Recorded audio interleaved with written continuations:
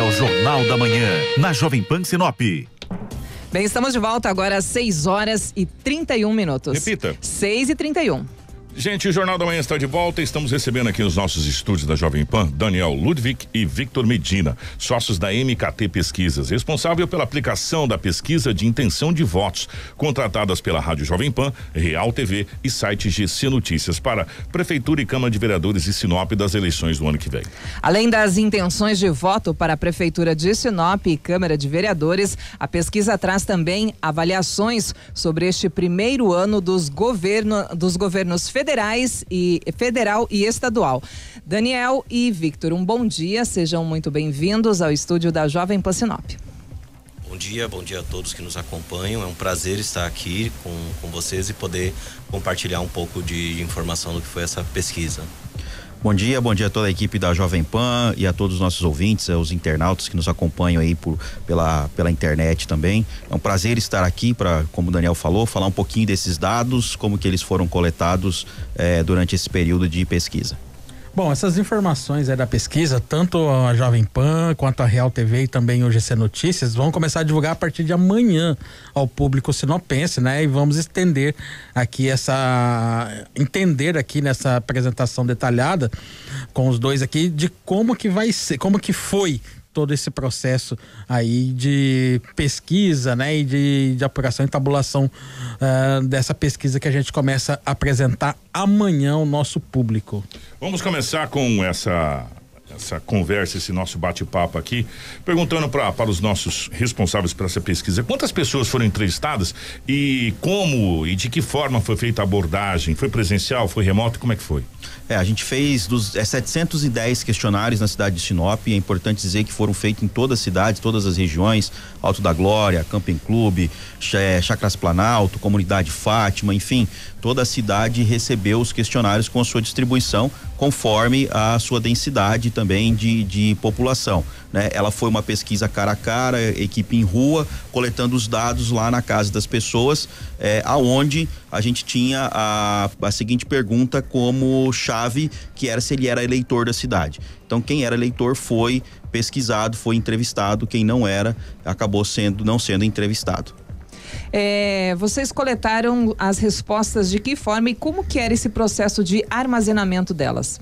Bom, as perguntas eram feitas a partir de cada pessoa, ou seja, cada pesquisador estava andando de bairro em bairro, ou seja, como o Vitor falou, processo cara a cara, então vai andando de casa em casa, abordando dentro das residências e procurando realmente eleitores do município. Nós estamos falando de uma pesquisa eleitoral, então se a pessoa já não vota na cidade, ela nesse momento não vai estar exercendo o seu direito de voto, seu dever de voto, para ter uma representatividade. A partir do momento que ela transfere seu título, tranquilo. Então é feito cara a cara.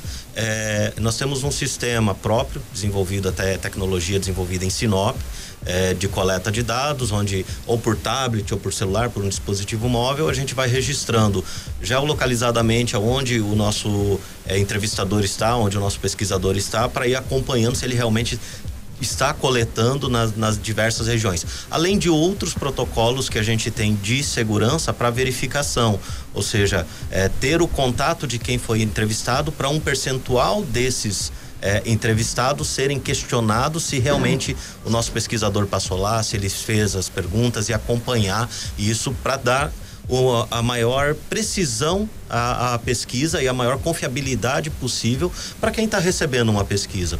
Ô Vitor, Daniel, a gente teve recentemente a pesquisa do censo e a gente teve muitas pessoas que não quiseram receber os licenciadores, a gente teve muita resistência nessa questão de pesquisa. Dificuldade de conseguir falar com as pessoas. Vocês tiveram... E isso acabou atrapalhando no número final, né? Exatamente.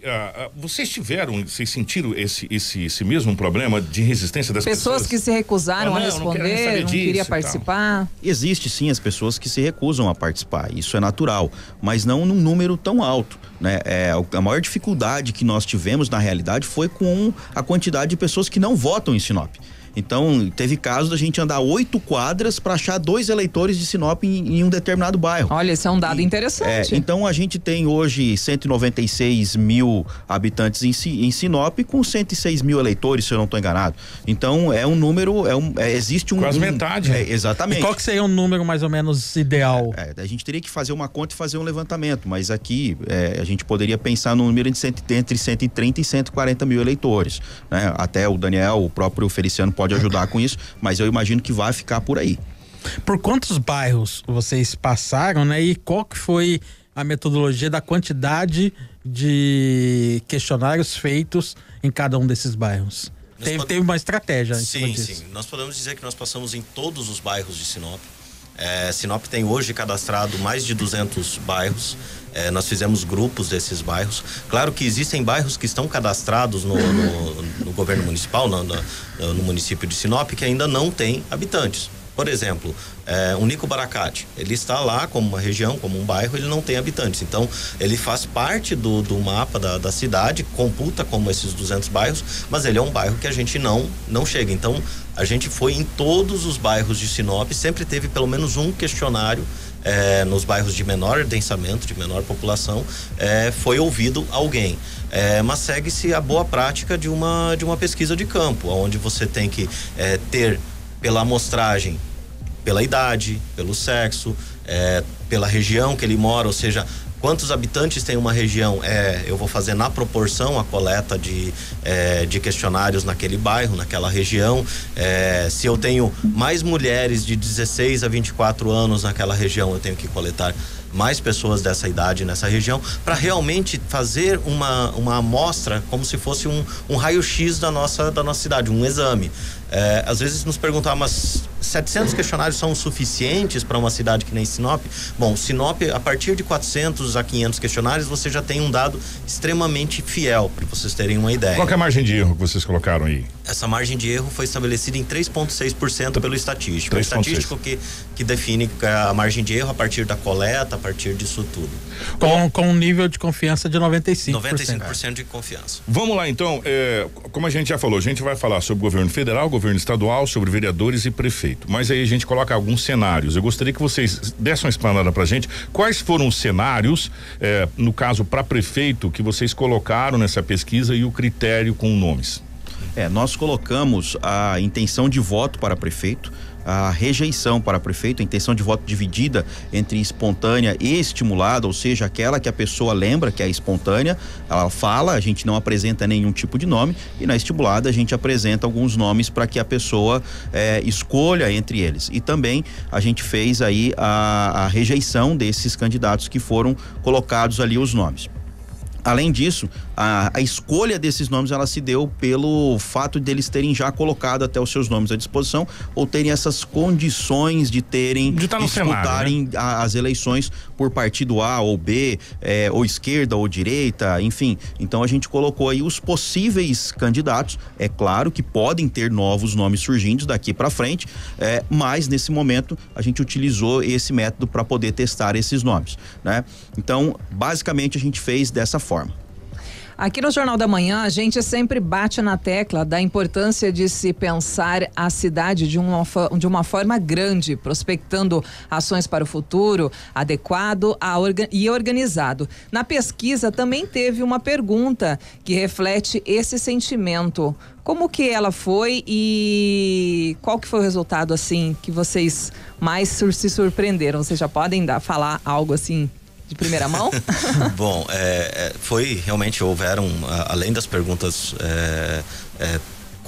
não são comuns, mas além das perguntas de intenção de voto, avaliação de governo, a gente fez uma pergunta de avaliação de expectativa de vida, de expectativa para os próximos 4 anos. Claro que os resultados, o professor Emerson, que vai estar a gente tentou, professor, mas não deu. Então, esse é uma das perguntas, claro, existem outras, mas o que vai realmente interessar mais a população são realmente as avaliações nesse momento. Essa pergunta que acaba fazendo um diagnóstico do ânimo, ela é importante também para quem trabalha no comércio, para quem da política, para entender como é que estão as perspectivas da população e poder agir em cima disso. Em termos de qualidade de vida, bem-estar. Exatamente. O objetivo de uma pesquisa sempre é diagnóstico, é entender o cenário do momento.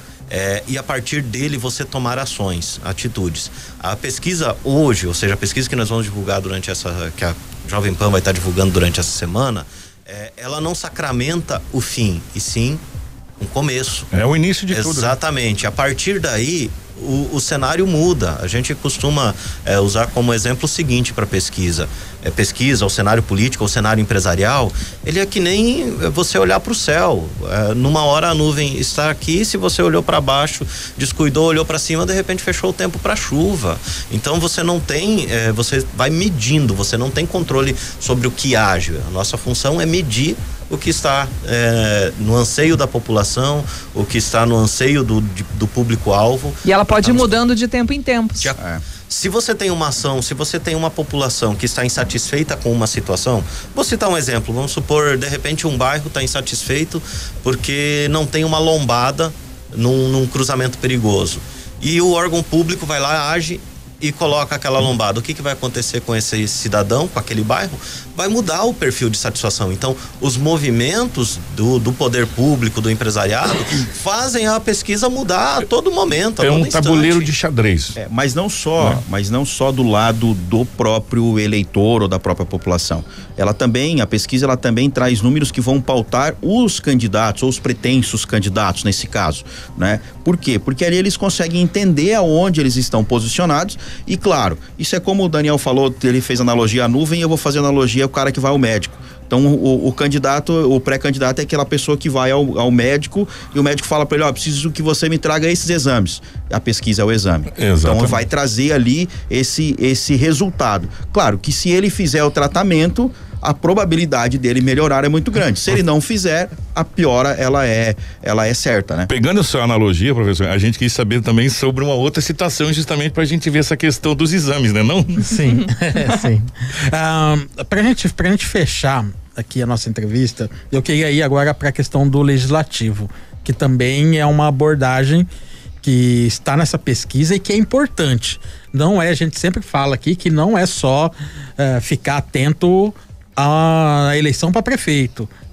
O legislativo é importantíssimo dentro desse processo também. Mas a gente sabe que para uma pesquisa onde se colocar uma quantidade muito grande de nomes, porque são muitos pretensos candidatos ao legislativo, é um pouco complicada fazer na modalidade estimulada. Então a gente vai ter a tradicional espontânea, mas também teve uma pergunta ali que está relacionada aos 15 atuais vereadores. Vocês podem explicar rapidinho pra gente como que é essa questão em particular? Claro. Como o professor apontou muito bem, uma cidade que nem Sinop, você tem facilmente 400 candidatos a vereador. Como é que você apresenta estimuladamente 400 nomes para o cidadão na hora que nós teríamos que começar no início do ano, estaríamos até agora coletando pesquisas e as pessoas parando nos 150 e falando, eu não vou mais ler esses nomes. Então, a gente tem a situação espontânea, realmente onde a gente pergunta uma intenção de voto em vereador, e o que nós estimulamos é a intenção de continuidade dos atuais vereadores, ou seja, demonstramos os atuais vereadores e as pessoas vão dizer, no caso, apresentam nessa pesquisa a sua intenção de que algum desses continue. Não quer dizer que votem nesse candidato, nesse pretenso candidato, nesse vereador para uma continuidade. Mas ali você consegue medir quais vereadores estão mais próximos, que dão mais satisfação à população. Ou seja, essa foi a intenção, para entender quais são aqueles vereadores que aparentam uma atuação, ou seja, estão com uma imagem de atuação mais forte ou uma simpatia pelo público, de que possam continuar nos representando lá no legislativo. Porque eu tenho, o meu candidato vai ser o candidato X, mas eu gostei do Y. Gostaria que ele continuasse. Exatamente. Foi essa a intenção dessa segunda questão, onde a gente não teria como estimular os nomes dos pretensos candidatos a A vereadores. gente vai mostrar quem tá bonito no retrato. E é importante a gente falar também que em relação a essa questão dos vereadores, o vereador ele tem um público muito nichado às vezes. Então um é do segmento religioso, o outro defende o meio ambiente, o outro pensa mais na saúde, enfim, cada um tem a sua bandeira. Ou é de uma região bem específica. Ou é de uma região bem específica, de um bairro ou de outro. Então, a fazer uma pesquisa só de intenção de voto para vereador, ela também pode ser perigosa, porque tem uma região que vai votar mais num candidato, só que ele tem menos questionários. Então a gente acaba não fazendo também por esse motivo. É importante falar isso, que o vereador, ele tem os seus nichos, ele tem as suas regiões, tem as suas bandeiras e tem o seu público, cada um deles, né? Agradecer a presença dos dois aqui. A partir de amanhã a gente começa a detalhar essa pesquisa. Sim. Não só nós da Jovem Pan, da Real TV e também do GC. A gente vai fazer, foi uma pesquisa em conjunto com os 3 veículos de comunicação, pra gente trazer, pelo menos nesse momento, dar uma amostra, né, professor? Start, do que vem o ano que vem. Dá uma clareada em muitas dúvidas. Do que vem o ano que vem. Agradecer, Daniel, obrigado, Daniel. Medina, obrigado pela participação. E um dado ficou muito importante, que eu acho que serve até de base para o poder público, Câmara de Vereadores, Prefeitura e principalmente para o Tribunal Regional Eleitoral, TSE. É inadmissível uma cidade igual Sinop ter 200 mil habitantes e 100 mil eleitores. Nós estamos 50-50. Tá na hora de fazer o quê? Multirão de recadastramento e transferência de título de eleitor. Isso é o quê? Isso é poder político para a cidade de Sinop. Se nós queremos ser a capital do Norte, então a gente tem que começar a fazer isso. E um detalhe, esperar que a pessoa saia lá do bairro dela e venha pro ganha-tempo ou venha pegar uma fila aqui no TRE, você vai ficar sentado esperando para você não ficar cansado. Dificultando o processo. Você tem que fazer o quê? Você tem que levar até lá, você tem que fazer e-mails. Hoje você está interligado por comunicação. Leva o multirão de transferência de título e recadastramento no bairro. Porque o cara não vai sair e ficar 5 horas na fila no sol aqui para fazer recadastramento de biometria, meu irmão. Então, isso depende de quem? Isso depende da prefeitura, isso depende da Câmara de Vereadores, isso depende das entidades fazer essa movimentação pra gente fazer com que esse número de eleitores aumente e que a gente tenha poder do quê, professor? De protagonismo em Cuiabá, que é o que a gente tá cobrando. A OAB pode encampar essa ideia. Agora, se esperar que o cara saia lá do Sebastião de Matos e venha aqui ao TRE fazer biometria, meu irmão, senta numa cadeira fofinha, porque ele não vai vir. Sinop é uma cidade muito pujante e recebe muita gente nova. Então a gente encontrou muitas pessoas com 3, com 4, com 2 anos aqui na cidade, que são recentes e que não transferiram o seu título ainda. Então existem esse público que realmente veio para cá, essas pessoas que vieram para trabalhar, que vieram com a intenção de uma melhora de vida, mas que precisam também mudar o seu título e continuar fazendo o seu dever, que é transferir o título e votar aqui. É hora da Unicim entrar em ação, entrar em campo, é hora da OAB, é hora da Prefeitura, é hora da Câmara de Vereadores pra gente poder mudar esse cenário. Caso contrário, meu irmão, nós não vamos mudar esse cenário nunca. Ok, obrigado, Victor, obrigado, Daniel. Os nossos microfones ficam abertos para as suas considerações finais. Eu agradeço também a oportunidade de estar conversando aqui com esse grande público, esse público seleto da Jovem Pan.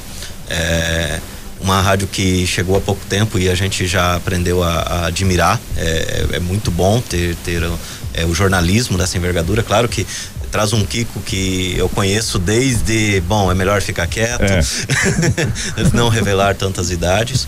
E para nós também foi muito satisfatório isso, deixar registrado, essa união de 3 veículos pela busca de uma informação isenta. Ou seja, se reúne Jovem Pan, GC Notícias e Real TV pela busca justamente de ter dados, ter informação para poder compartilhar com o povo. Eu acho que isso reflete o que é realmente a filosofia de cada um desses veículos. E mais uma vez, um abraço a todos que estão nos escutando e uma ótima semana. Temos muito trabalho pela frente. Muito obrigado, gente. Obrigado a toda a equipe da Jovem Pan. Como o Daniel falou, é um prazer estar aqui, ainda mais trazendo os dados de uma pesquisa que reúne 3 veículos tão importantes da nossa cidade. Muito obrigado, ótima semana a todos.